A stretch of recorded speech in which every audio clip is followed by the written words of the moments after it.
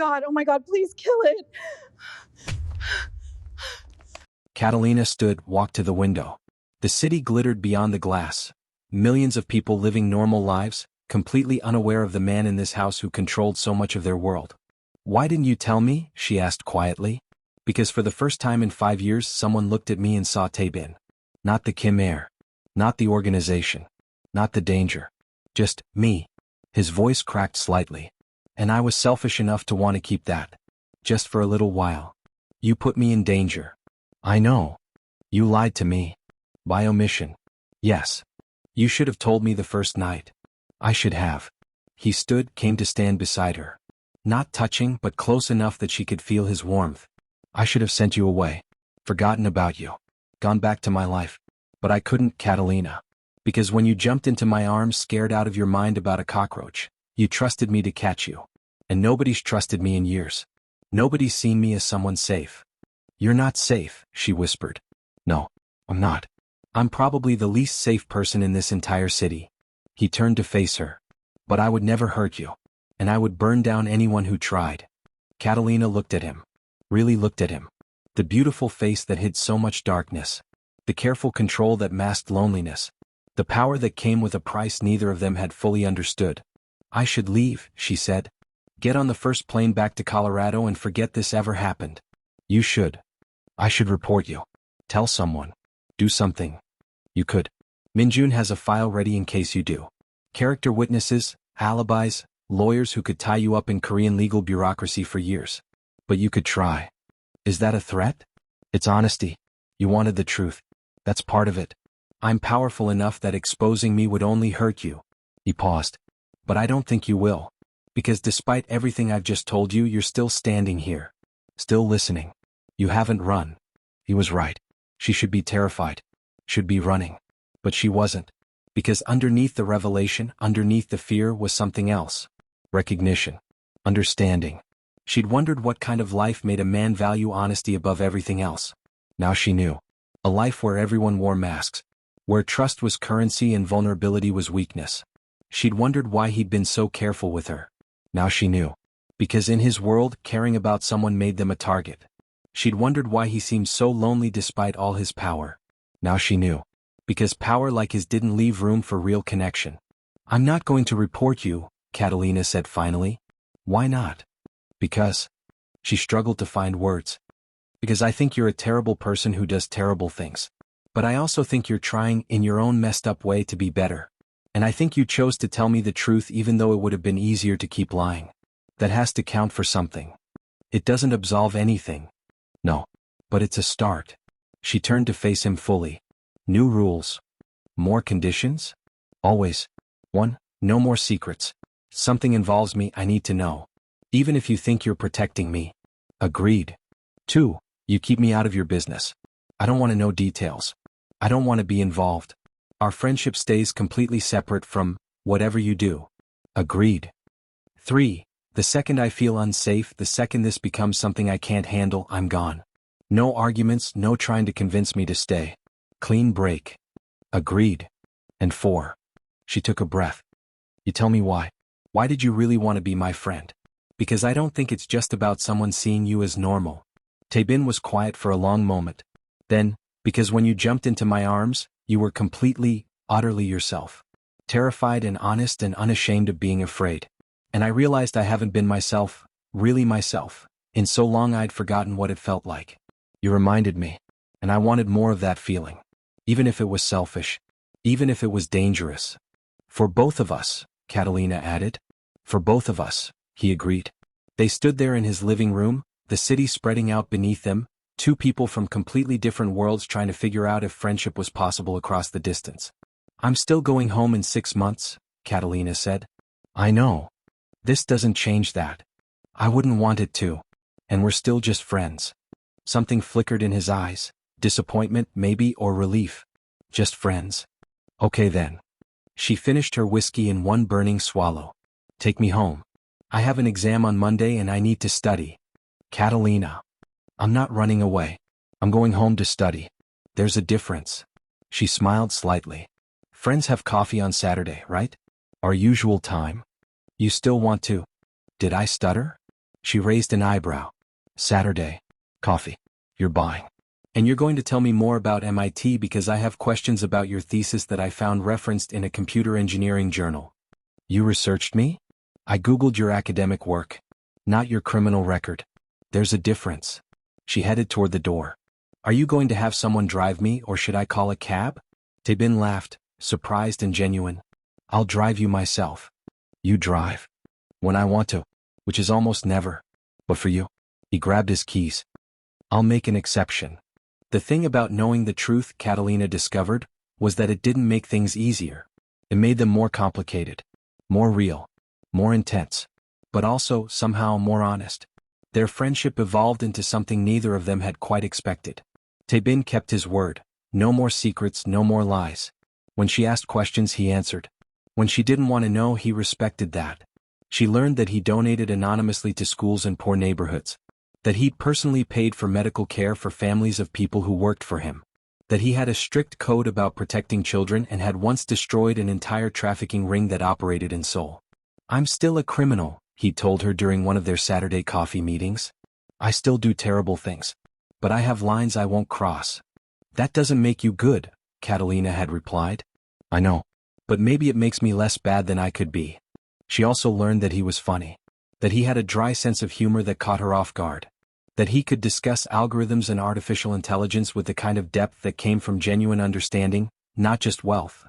That he remembered small things. Her favorite coffee order. The fact that she hated mushrooms. That she coded better late at night. That she missed her grandmother's cooking. And slowly, against all logic and better judgment, Catalina found herself looking forward to their meetings more than anything else in her week. Not because of his power or his money or his dangerously beautiful face. But because when she was with him she felt seen. Understood. Like she could be completely herself, weird coding jokes, cockroach phobia, homesickness, ambitions, fears, all of it, and he just accepted it. You're getting attached, Maya warned during one of their video calls. I can hear it in your voice. We're friends, Catalina protested. Friends don't talk about each other the way you talk about him. Friends don't smile like that when they get a text. Friends don't, Cat, you're falling for him. I'm not. You are. And I'm worried. Because in 3 months you come home. What happens then? Catalina didn't have an answer. The shift happened in month 4. They were in Taebin's house. She'd started visiting regularly, finding it easier to study there than in her room. He had a library with better books, better Wi-Fi, and better coffee. Plus, if she was being honest, better company. She was working on her final project.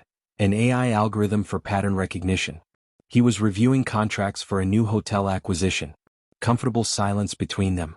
Her phone buzzed. A text from Derek. Heard you're in Korea. Some tech startup? Good for you. I'm at Google now. Finally made it. Hope you're doing okay out there. Catalina stared at the message.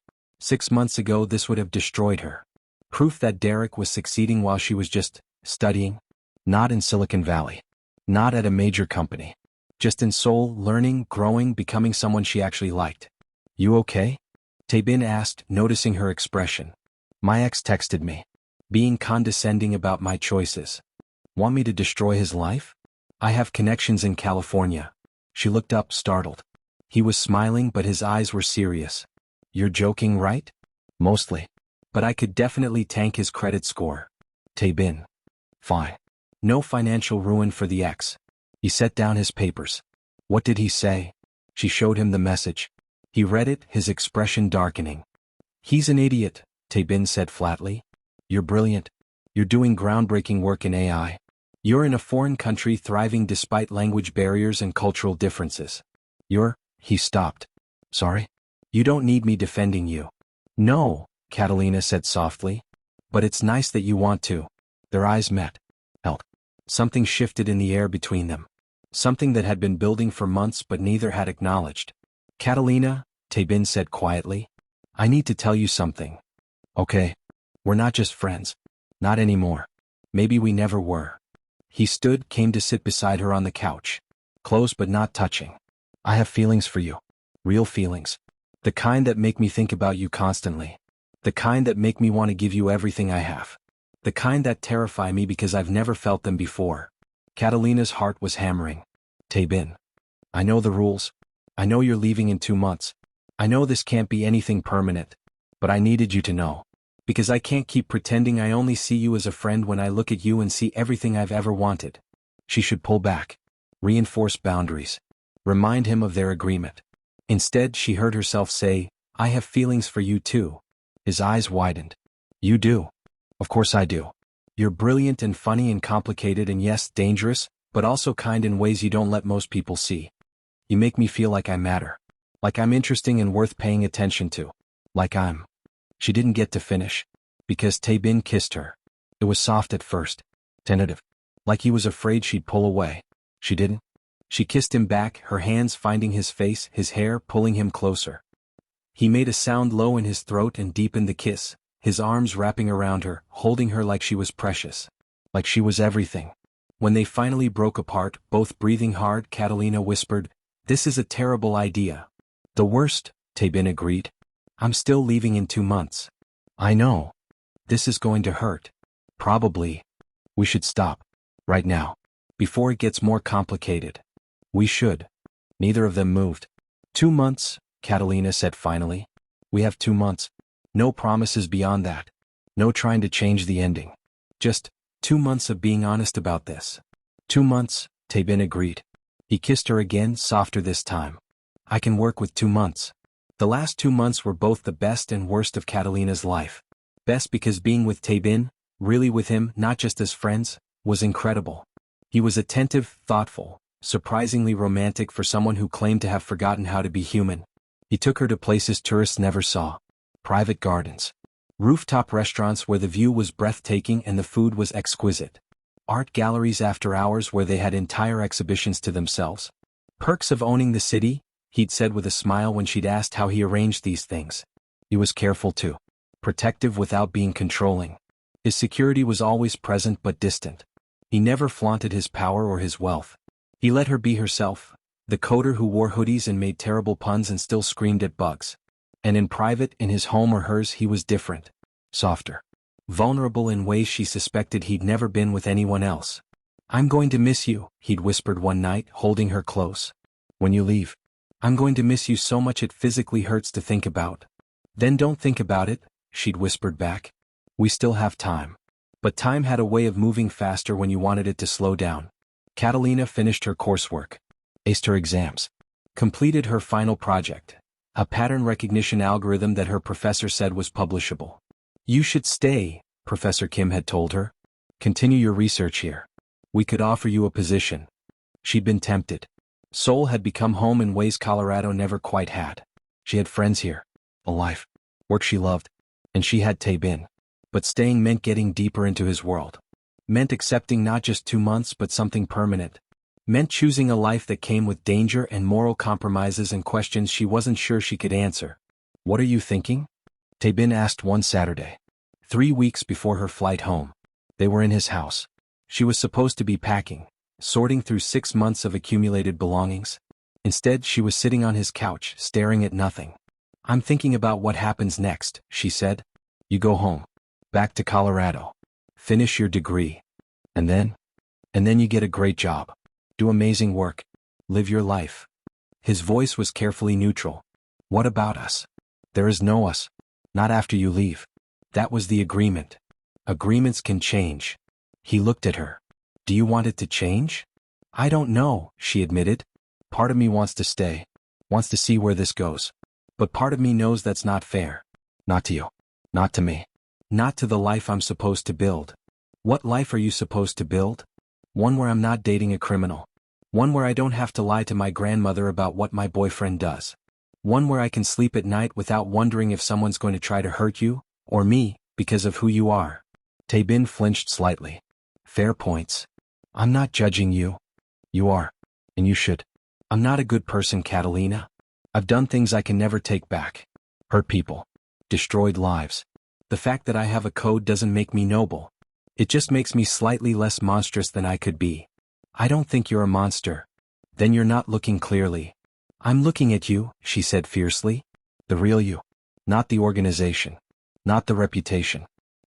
And I see someone who's trying. Someone who cares. Someone who's falling in love with you, Tae-bin interrupted quietly. Someone who knows he shouldn't. Someone who knows you deserve better. but someone who can't help it anyway. Catalina's breath caught. Taebin. I'm not asking you to stay. I'm not asking you to change your life for me. I'm just telling you the truth. Because we promised to be honest. He smiled sadly. I love you. And I'm going to let you go. Because that's what love is supposed to do when it can't give someone the life they deserve. Tears burned in Catalina's eyes. What if I don't want to be let go? Then I'll hold on as long as I can. Until your plane leaves. Until you're safe back in Colorado. Until you've had enough distance to see clearly. He brushed away her tears with his thumb. And then I'll let go. Because keeping you would be selfish. And you've made me want to be better than selfish. Colorado Springs looked exactly the same. Catalina stood in her grandmother's kitchen, making coffee the American way, weak and fast and nothing like the perfect espresso Taebin had taught her to appreciate. 6 months since she'd left Seoul. 6 months since that final night in Taebin's house, when they'd held each other and pretended morning wouldn't come. 6 months since she'd gotten on a plane and cried the entire 17-hour flight home. She'd finished her degree. Graduated with honors. Had 3 job offers from major tech companies. She'd chosen none of them. Instead, she'd accepted a position with an international AI research consortium. Based in Seoul. Starting in 2 weeks. You're sure about this, baby girl? Her grandmother asked, sliding a plate of eggs across the counter. I'm sure, Gram. Because you can change your mind. Stay here. Build a life in Colorado. I know. But my life isn't here anymore. Catalina smiled. It's there. In Seoul. With work I love and friends I miss and a man you haven't mentioned but think about constantly? Catalina looked at her grandmother in surprise. How did you? Baby, I've known you for 23 years. You think I can't tell when you're in love? Her grandmother's expression softened. Is he good to you? Yes. Does he respect you? Yes. Does he make you happy? Yes. And terrified. And confused. And more myself than I've ever been. Then go, her grandmother said simply. Go be happy. Be terrified. Be confused. Be yourself. That's what living is. Catalina didn't tell Taebin she was coming back. She wanted to surprise him. Wanted to see his face when he realized she'd chosen Seoul. Chosen the life they could build together, complicated as it was. She landed at Incheon at 6 p.m. on a Tuesday. Took a cab straight to his house, the one she'd been given a key to but had left behind when she departed. The gate opened when she pressed her palm to the scanner. He hadn't removed her access. Her heart soared. The front door was unlocked. She let herself in quietly, and heard piano music drifting from the living room. Chopin. The nocturne she'd once told him was her favorite. She followed the music. Taebin sat at the piano, playing with his eyes closed. He looked thinner than she remembered. Tired. Like he hadn't been sleeping well. Like he'd been missing her the same way she'd been missing him. Catalina waited until the song ended. You know, she said softly, I heard there's this great Korean teacher who could help with your technique. Taebin's eyes flew open. He spun around on the bench, staring at her like she was a ghost. Catalina? Hi. You're here. In Seoul. In my house. I got a job. Research consortium. They want me to develop the algorithm I started here. Full position. Great salary. Based in Seoul indefinitely. He stood slowly, like he was afraid sudden movement would make her disappear. You came back. I came back. For the job. For the job, she agreed. Then softer, and for you. If you'll have me. If I'll? He crossed the room in 3 strides and pulled her into his arms, holding her so tightly she could barely breathe. If I'll have you. God, Catalina. I've been miserable. Absolutely miserable without you. Good, she said, laughing and crying at the same time. Because I've been miserable too. He pulled back just enough to look at her. This won't be easy. My life, my work. I know. People will judge you. Question your choices. Wonder what you see in someone like me. Let them wonder. I'm still dangerous. Still involved in things you'll want to stay separate from. Then we'll stay separate from them. Together. She cupped his face. I'm not asking you to change who you are. I'm just asking you to let me be part of your life. The real parts. The good and the complicated and the scary. Why? He asked hoarsely. Why would you choose this? Choose me? Because, Catalina said simply, 6 months ago I jumped into your arms because I was afraid of a cockroach. And you caught me. You've been catching me ever since. And I think I'm ready to catch you back. If you'll let me. Taebin kissed her. Deep and desperate and full of 6 months of longing. When they finally broke apart, he pressed his forehead to hers. "I love you," he whispered.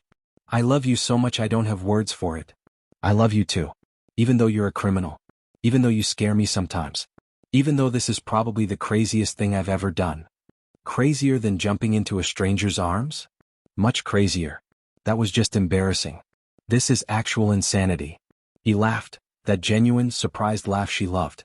"Then let's be insane together." "Together," she agreed. The coffee shop near campus was exactly the same. Catalina sat at their usual table, laptop open, working on code that would eventually become the foundation for a revolutionary AI system. Her research had made her something of a celebrity in tech circles. Dr. Morrison, they called her now, the American who'd stayed in Seoul and changed the game. The door chimed.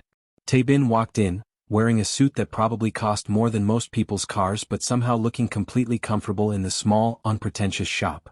Their shop. Where it had all started.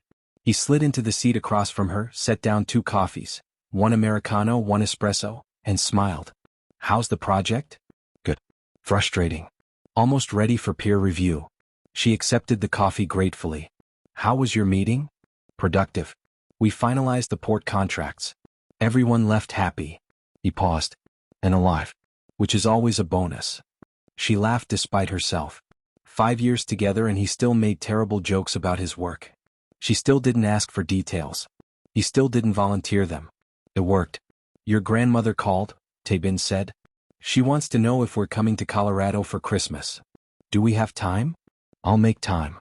Even with she gestured vaguely, their code for his organization work. "Even with that, Minjun can handle things for a week. Your grandmother is going to make you eat so much food. I'm counting on it." He reached across the table, took her hand.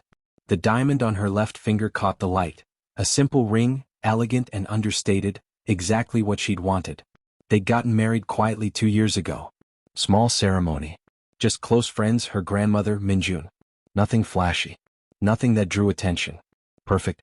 "I was thinking," Tae-bin said carefully. "Dangerous. We've been talking about adopting." Her heart skipped. "We have. What if we started the process after the new year?" Catalina looked at him. At the man who'd caught her when she fell. Who'd been honest when it cost him. Who'd let her go and welcomed her back. Who'd built a life with her that was messy and complicated and absolutely not what anyone would have chosen for either of them. But it was theirs. "Yes," she said. "Let's start a family." His smile was brighter than the Seoul sunshine. "I love you. I love you too." She squeezed his hand. "Even though you're still a criminal. And you're still afraid of cockroaches. Some things never change." "Some things," he agreed, bringing her hand to his lips, "are worth keeping exactly as they are." Later that night, in their home, not his house anymore but theirs, Catalina's phone buzzed. "Maya. So how's married life in Seoul with Mr. Mysterious?" Catalina smiled and typed back. "Insane. Complicated. Perfect. I'm thinking of writing a book about it." Title? How I Met Your Father.